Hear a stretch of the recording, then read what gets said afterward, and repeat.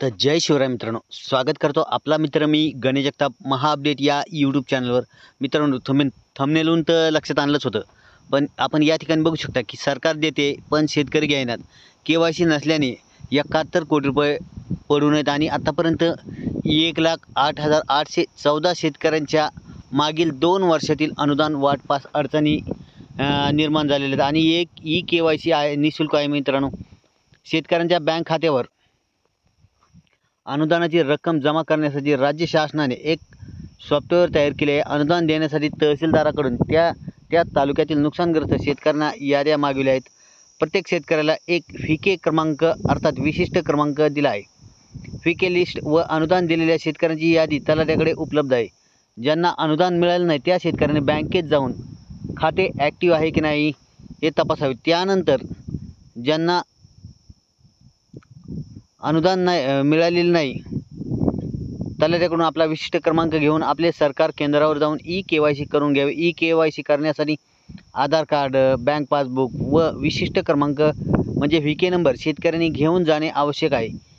KYC निःशुल्क आहे. तसेच शेतकऱ्यांचे बँक खाते हे आधारशी लिंक असणे आवश्यक आहे. त्याशिवाय अनुदान मिळणार नसल्याचे जिल्हाधिकारी कार्यालयातील अधिकाऱ्यांनी सांगितले. अनुदान प्राप्त करण्यासाठी KYC बंधनकारक आहे. तलाठ्याने डेटा अपलोड केलेला आहे.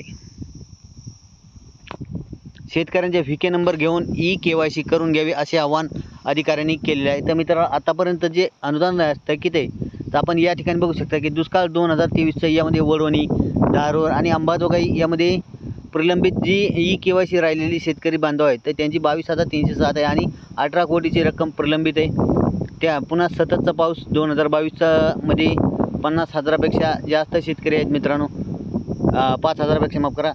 तसंच 19 कोटी रुपये थकीत आहेत.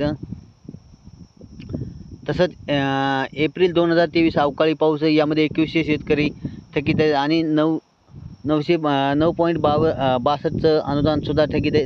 नोव्हेंबर 2023चा जो अवकाळी पाऊस आहे यामध्ये 4 शेतकरी. तसंच अतिवृष्टी 2022, मार्च 2023चं जे अवकाळी पाऊस आहे यासाठी 776 शेतकरी. तसेच जून 2023चा वादळी वारा जो आहे यासाठी 59 आहेत आणि असे एकूण मित्रांनो 1,88,014 असे शेतकरी आणि 71 कोटी